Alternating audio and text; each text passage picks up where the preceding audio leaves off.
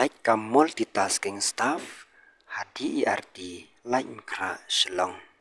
kuplay ki perlok subscribers pada baro ki ba ngotan ban pe ya ki video po kane ka channel de kane ka video ngadon ya panwara HP ha ka bide bat ki kam ki balai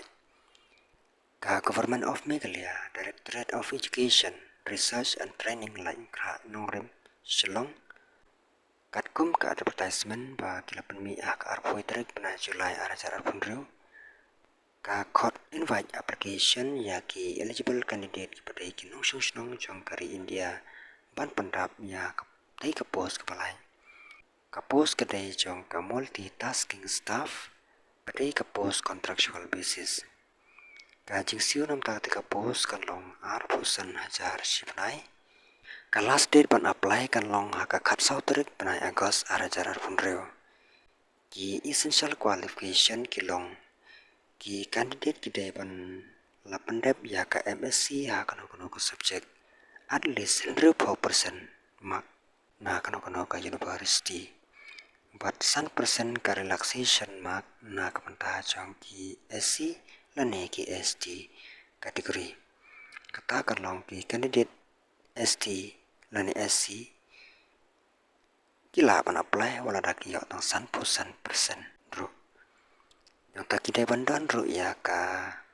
certificate computer at least minimum lai panai ka course duration nah taki candidate kita bandan ru ya ka knowledge skill and experience ka experience la kumno minimum arsnem kibala tray haka field jong ka research education lane kibatray kam hika school kita bandan ru ya ka skill haka bete bat ka videography lane photography kita bandan ru ya ka knowledge haka jing penan kam ya ka Microsoft Office bat ka GTP computer software bat kitiar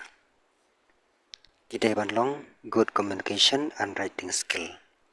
kita bandlong ki candidate ki bala on trouble haka no ceka hapo jong ka state Meghalaya te kumno ban apply ya ketika post ki candidate kita ban long qualified kita ban apply lengba ka Google form lengba ka link kepala bu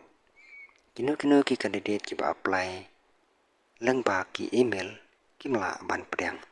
te na kapanta ka jingtip ka bakam tikna pila ban lay ya ka meghalaya.portal.com te perlok la rapis ko interest ban apply ketika post pila ban apply no agini kisi namar ba pidang yo ka por ban apply te tangkum ta perlok ngin se kandu ka wai ban ka video khublai shibun